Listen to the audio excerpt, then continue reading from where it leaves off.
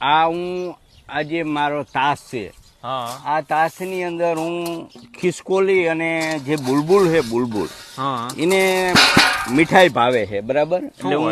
એટલે હું ગાડીની અંદર ટોસ ને એવી મીઠાઈ લાવું છું અને એ આની અંદર નાખું છું. એટલે ખિસકોલી અને બુલબુલ આ ખાય છે. ખિસકોલી મારી પહેલા મને ખ્યાલ નતો એટલે મારી બોટલને તોડી નાખતી ખિસકોલી. એટલે પછી મારા મગજમાં લાઈટ થઈ કે એને પણ એને પેટ ભરવા માટે અનાજ જોઈએ.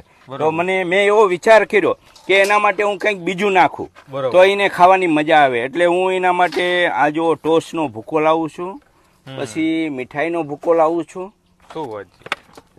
આ જો બિસ્કીટ, મીઠાઈનો ભૂકો, અને એને આ સિંગના દાણા રહ્યા ને એ બહુ પ્રિય છે ખિસકોલીને.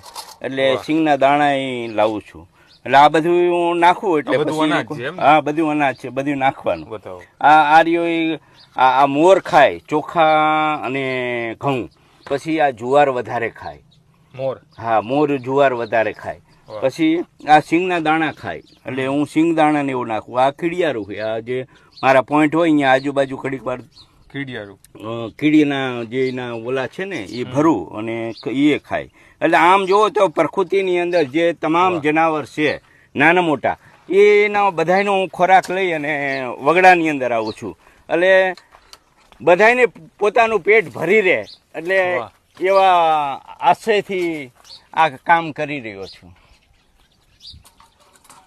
બહુ અદભુત સેવા છે કે તમે એકય જીવનું વિશે નથી ઓલું કર્યું. કારણ કે ખિસકોલી પણ આવી જાય, મોરે આવી જાય, કીડીયું પણ આવી જાય, દરેક પક્ષી આમાં આવી જાય. એવી તમારી અદભુત સેવા છે. આ જોઈને આ સાંભળીને એટલો આનંદ થયો જયંતિભાઈ કે નો પૂછો વાત. કારણ કે અત્યારે આ જનરેશનમાં કોઈની પાસે પહેલા તો ટાઈમ નથી. બરોબર. તમે 24 કલાકની અંદર મિનિમમ 10-12 કલાક આપો છો એ બદલ બહુ સારું કહેવાય એમ.